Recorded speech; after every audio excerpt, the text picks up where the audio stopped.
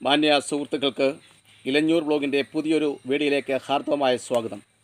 ഇന്ന് നമ്മൾ കാണുന്നത് കച്ചോലം അവർക്ക് എല്ലാവർക്കും സുപരിതമാണ്. കച്ചോലം എന്ന അത്ഭുത ആയുർവേദ സസ്യത്തെ പറ്റിയാണ്. പ്രിയമുള്ളവരെ, പ്രകൃതി നമുക്ക് നമ്മുടെ ആരോഗ്യ സംരക്ഷണത്തിന് വേണ്ടി വിവിധങ്ങളായ അത്ഭുത ഗുണഫലങ്ങളുള്ള പച്ചമരുന്നുകൾ നമ്മുടെ ചുറ്റും തന്നിട്ടുണ്ട് എന്നൊരു വസ്തുതയാണ്. എന്നാൽ കാലം കഴിയും തോറും നമ്മുടെ അസുഖങ്ങൾ ദൂരീകരിക്കാനും മാനസികാരോഗ്യം നിലനിർത്താനുമുള്ള ഈ അത്ഭുത സുഗന്ധവ്യഞ്ജന വിളകൾ അന്യം നിന്ന് പോയിക്കൊണ്ടിരിക്കുന്നു എന്ന് മാത്രമല്ല, ഇവയെ മനസ്സിലാക്കാനോ അറിയാനോ താല്പര്യം കുറഞ്ഞു വരുന്നു, അല്ലെങ്കിൽ അതിനുള്ള അവസരം ഇല്ലാതാവുന്നു എന്നുള്ള സത്യം നമ്മളെ അത്ഭുതപ്പെടുത്തുന്നു. ഈ സാഹചര്യത്തിൽ നിരവധി ഔഷധ സസ്യങ്ങളെപ്പോലെ തന്നെ കച്ചോലത്തിൻ്റെ മാഹാത്മ്യത്തെപ്പറ്റിയും അതിൻ്റെ ഗുണങ്ങളെപ്പറ്റിയൊക്കെയാണ് ഇന്ന് ഞാൻ ഈ വീഡിയോയിലൂടെ എൻ്റെ പ്രിയപ്പെട്ട സുഹൃത്തുക്കളുമായി പങ്കുവയ്ക്കുന്നത്. പ്രിയമുള്ളവരെ, ചരിത്രാതീത കാലം മുതൽക്ക് തന്നെ പരമ്പരാഗത വൈദ്യശാസ്ത്രത്തിൽ ഉൾപ്പെട്ടിരുന്ന ഒരു പച്ചമരുന്നാണ് അല്ലെങ്കിൽ സുഗന്ധ വ്യഞ്ജന വിളയാണ് കച്ചോലം എന്ന് പറയുന്നത്. ഇഞ്ചി വർഗത്തിൽപ്പെട്ട ഒരു സസ്യമാണ് ഈ കച്ചോലം. നിലത്ത് പറ്റി വളരുന്നു. വേനൽക്കാലം ആരംഭത്തോടെ ഇലകളെല്ലാം പഴുത്ത് വിത്തുകൾ മണ്ണിൽ ഉറക്കത്തിലാവുന്നു. എന്നാൽ മഴക്കാല ആരംഭത്തോടെ ഇത് ഉറക്കത്തിൽ നിന്ന് ഉണർന്ന് പൂർവാധികം ഭംഗിയായി കിളിർച്ച് മണ്ണിനോട് ചേർന്ന് വളരുന്നു. പച്ച നിറത്തിൽ സുഗന്ധപൂരിതമായ ഇതിൻ്റെ ഇലകളും വയലറ്റ് നിറത്തിലുള്ള വെള്ളകലർന്ന പൂക്കളും കച്ചോലത്തിൻ്റെ ഒരു പ്രത്യേകതയാണ്. ഇതിന് കർപ്പൂരത്തിൻ്റെ സുഗന്ധം ഉള്ളത് നമ്മളെ അത്ഭുതപ്പെടുത്തുന്നു. കിഴങ്ങുകളാണ് ഇതിൻ്റെ നടീൽ വസ്തുവായി നമ്മൾ ഉപയോഗിക്കുന്നത്. ഇളക്കമുള്ള നീർവാഴ്ചയുള്ള മണ്ണിൽ സമൃദ്ധമായി വളരുന്ന ഒരു സുഗന്ധവ്യഞ്ജന വിളയാണ് കച്ചോലം. ചെടിച്ചട്ടികളിലും ഗ്രോബാഗുകളിലും കച്ചോലം നമുക്ക് തിരുമുറ്റത്ത് നട്ടു വളർത്താൻ സാധിക്കും. കച്ചോലത്തിൻ്റെ എല്ലാ ഭാഗങ്ങളും ഔഷധ യോഗ്യമാണെങ്കിലും കിഴങ്ങിനാണ് കൂടുതൽ ഔഷധ പ്രാധാന്യം ഉള്ളത്. കുട്ടികൾക്കുള്ള ചികിത്സയിൽ പ്രധാന പങ്ക് വഹിക്കുന്ന ഒരു ഔഷധ സസ്യമാണ് കച്ചോലം. കച്ചോലത്തിൽ സുഗന്ധം ഉള്ള തൈലം അടങ്ങിയിരിക്കുന്നു എന്നുള്ളത് സത്യമാണ്. ഭാരതത്തിന് പുറമെ ചൈന, തായ്ലൻഡ്, കംബോഡിയ എന്നീ രാജ്യങ്ങളിൽ കച്ചോലം സമൃദ്ധമായി കൃഷി ചെയ്തു വരുന്നു. കച്ചോലത്തിൻ്റെ വേരിൽ നിന്ന് ഉണ്ടാക്കുന്ന തൈലം ആയുർവേദ ഔഷധങ്ങൾ ഉണ്ടാക്കാൻ ഉപയോഗിക്കുന്നു. ചുവനപ്രാശം എന്ന ലേഖ്യത്തിലും മഹാരസ്നാദി കഷായം, അഗസ്ത്യ രസായനം എന്നിവയിലും കച്ചോലം ചേർക്കുന്നുണ്ട് എന്ന് നാം ഓർക്കേണ്ടതുണ്ട്. ദഹനക്കുറവ് പരിഹരിക്കാനും പനി മാറാനും വയറുവേദന ഇല്ലാതാവാനും ഒക്കെ കച്ചോലം നമുക്ക് ഉപയോഗിക്കാവുന്നതാണ്. പല്ലുവേദന മാറണമെങ്കിൽ കച്ചോലം ചതച്ച് വേദനയുള്ള ഭാഗത്ത് വച്ചാൽ പല്ലുവേദനയ്ക്ക് ശമനമുണ്ടാകും. രക്തം ശുദ്ധീകരിക്കുന്നതിനും അസ്ഥിസ്രാവത്തിനും പരിഹാരമായി പച്ചക്കച്ചോലം കഴിക്കുന്നത് നല്ലതാണെന്ന് തെളിഞ്ഞിട്ടുണ്ട്. കച്ചോലക്കിഴങ്ങ് ഉണക്കിപ്പൊടിച്ച് തുളസി നീരിലോ നാരങ്ങ നീരിലോ ചേർത്ത് യോജിപ്പിച്ച് നെറ്റിയിൽ ലേപനം ചെയ്താൽ തലവേദന, ജലദോഷം, മൂക്കടപ്പ് എന്നിവ മാറിക്കിട്ടുന്നതാണ്.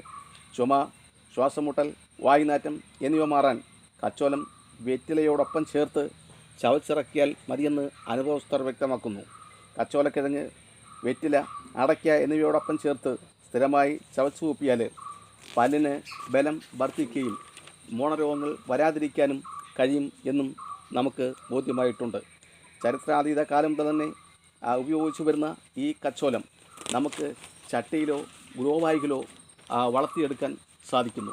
നമ്മുടെ മുറ്റത്ത് ഇത്തരത്തിലുള്ള ഔഷധ സസ്യങ്ങൾ വച്ച് പിടിപ്പിക്കുകയാണെങ്കിൽ ഇതിൽ നിന്നും പുറത്തേക്ക് വരുന്ന വാതകം നമ്മുടെ പരിസരം മുഴുവൻ വ്യാപിക്കുകയും രോഗാണുക്കളെ നശിപ്പിക്കുകയും ഒപ്പം നമുക്ക് രോഗപ്രതിരോധത്തിൻ്റെ ഒരു കവചം സൃഷ്ടിക്കുകയും ചെയ്യുന്നു എന്ന കാര്യത്തിൽ തർക്കമൊന്നും ഇല്ല. കച്ചോലത്തിൻ്റെ വേരരച്ച് പടിക്കാരവും ചേർത്ത് നെഞ്ചിൽ ലേപനം ചെയ്താൽ നെഞ്ചുവേദന, കഫക്കെട്ട് എന്നിവ ശമിക്കുന്നു എന്നുള്ളത് ഉറപ്പാണ്. ഛർദ്ദലും ചുമയും മാറാൻ കച്ചോല ഉണക്കിപ്പൊടിച്ച് തേനിൽ ചേർത്ത് കഴിച്ചാൽ മതി എന്ന് നാം ഓർക്കേണ്ടതുണ്ട്. കുട്ടികൾക്ക് വിരശല്യം ഉണ്ടാകാതിരിക്കാൻ പച്ചക്കച്ചോലത്തിന് നീര് കൊടുത്താൽ മതി. വയറുവീർപ്പിനും ഗ്രഹണി രോഗത്തിനും പരിഹാരമായി കച്ചോലക്കിഴങ്ങരച്ച് കഴിച്ചാൽ മതി. വ്യാവസായിക പ്രാധാന്യവും ഒപ്പം നമ്മുടെ നിത്യജീവിതത്തിൻ്റെ ഉപകാരപ്രദവുമായ ഈ ഔഷധ സസ്യം ഒരു മൂടെങ്കിലും നട്ടു വളർത്തണം എന്ന ആഗ്രഹം ഉണ്ടാവുകയും ആ ആഗ്രഹം നമുക്ക് സാധിക്കണമെങ്കിൽ ഇതിൻ്റെ ഒരു മൂട് ഗ്രോ ബാഗിലോ ചട്ടിയിലോ നട്ടുപിടിപ്പിച്ചാൽ അതിനോടൊപ്പമുള്ള സാമീപ്യവും സഹവാസവും നമുക്ക് അത്ഭുതം ഉളവാക്കുന്ന ഗുണങ്ങൾ നൽകുമെന്ന കാര്യത്തിൽ തർക്കമില്ല. ഇഞ്ചിയും കച്ചോലവും മഞ്ഞളും നമ്മുടെ നിത്യജീവിതത്തിൻ്റെ ഭാഗമാക്കുകയും ഒപ്പം നമ്മുടെ പരിസരത്ത് വീട്ടുമുറ്റത്ത് ഇവ ഓരോ മൂടെങ്കിലും നടുകയും അവ പരിചരിക്കുക എന്ന് പറയുമ്പോൾ നമ്മൾ രാവിലെയോ വൈകിട്ടോ ഏതെങ്കിലും സമയങ്ങളിൽ ഇവയ്ക്ക് വെള്ളമൊക്കെ ഒഴിച്ചു കൊടുക്കാനായിട്ട് ഇതിൻ്റെ അടുത്തെത്തുമ്പോൾ അതിൽ നിന്നും നമുക്കൊരു പോസിറ്റീവ് എനർജി, അതായത് നമ്മുടെ ആരോഗ്യം നിലനിർത്താനുള്ള ഒരു ഗുണം വന്നു ചേരും എന്ന കാര്യത്തിൽ തർക്കമില്ല. ഒപ്പം ദുഷ്ട തരത്തിലുള്ള ഉരക ജീവികളൊക്കെ കയറി വരാനുള്ള സാധ്യതയും കുറഞ്ഞു കിട്ടും എന്ന് മാത്രമല്ല, ഈ മഞ്ഞളും ഇഞ്ചിയും കച്ചോലവും ഒക്കെ നമ്മൾ പരിചരിക്കുന്ന ഉടനെ അതിൽ നിന്നും വിളവെടുക്കാനും ആ വിളവ് നമുക്ക് ആസ്വദിക്കാനും അതായത് കഴിക്കാനും ഒക്കെ സാധിക്കുന്ന പക്ഷം ശുദ്ധമായ മരുന്നുകൾ ആണ്, ആഹാരമാണ്, ഔഷധമായി നമ്മൾ കഴിക്കുന്ന കാര്യം മറക്കരുത്. അതുകൊണ്ട് പ്രിയപ്പെട്ട സുഹൃത്തുക്കളെ, ഇത്തരത്തിലുള്ള ഔഷധങ്ങൾ കണ്ടെത്താനും അവ ഒരു ചിലവുമില്ലാതെ, കച്ചോലത്തിന് അങ്ങനെ പറയത്തക്ക യാതൊരു സംരക്ഷണവും വേണ്ട, യാതൊരു വിധത്തിലുള്ള രോഗകീടബാധകളും ഇതിനുണ്ടാവാറില്ല. അല്പം ചാണകപ്പൊടിയോ അല്ലെങ്കിൽ അല്പം പിണ്ണാക്ക് വെള്ളങ്ങളോ മാത്രം ചെയ്ത് നമുക്ക് കച്ചോലം വളർത്തിയെടുക്കാം. ഒരിക്കൽ ഒരു മൂട് കച്ചോലം നട്ടാൽ വർഷങ്ങളോളം അതിൽ നിന്നും അതിൻ്റെ ആദായം എടുക്കുവാൻ നമുക്ക് സാധിക്കും. നമ്മൾ കുളിക്കുന്ന വെള്ളത്തിൽ കച്ചോലത്തിൻ്റെ ഏതാണ്ട് 2 ഇലകൾ ഞെവിടി ആ വെള്ളത്തിൽ നമ്മൾ കുളിക്കുകയാണെങ്കിലും ത്വക്ക് രോഗങ്ങൾ, അതായത് ശരീരത്തിലുണ്ടാകുന്ന ചൊറിച്ചിലും ഒക്കെ മാറിക്കിട്ടും എന്ന് മാത്രമല്ല, നമ്മൾ കൊതുകുകൾ നമ്മളെ കടിക്കത്തുമില്ല എന്നുള്ളതും ഒരു സത്യമാണ്. അപ്പോൾ ഇത്തരത്തിലുള്ള ഒട്ടനവധി ഔഷധങ്ങളുള്ള ഈ കച്ചോലം പരിചരിക്കേണ്ടതും ഇളം തലമുറയ്ക്ക് ഇവിടെ അറിവിനെപ്പറ്റി പറഞ്ഞു കൊടുക്കേണ്ടതും നമ്മുടെ ആവശ്യമാണ്. പ്രിയപ്പെട്ട സുഹൃത്തുക്കളെ, ഇത്തരത്തിലുള്ള അറിവുകൾ ശേഖരിക്കാനും ഈ അറിവുകൾ സമാന ചിന്താഗതിയുള്ളവരിലേക്ക് എത്തിക്കാനും ഒക്കെ നിങ്ങൾക്ക് താല്പര്യമെങ്കിൽ ഇലഞ്ഞൂർ ബ്ലോഗിൻ്റെ യൂട്യൂബ് ചാനൽ ആദ്യമായിട്ടാണ് നിങ്ങൾ കാണുന്നതെങ്കിൽ ദയവായി സബ്സ്ക്രൈബ് ചെയ്യുക, ലൈക്ക് ചെയ്യുക, ഷെയർ ചെയ്യുക. നാളിതുവരെ എനിക്ക് വേണ്ട എല്ലാ പിന്തുണയും സഹായ സഹകരണങ്ങളും നൽകിക്കൊണ്ടിരിക്കുന്ന എല്ലാ മാന്യ സുഹൃത്തുക്കൾക്കും ഞാൻ കൃത്യമായ നന്ദി അറിയിക്കുന്നു. എല്ലാവർക്കും ഒരിക്കൽ കൂടി നന്ദി, നമസ്കാരം.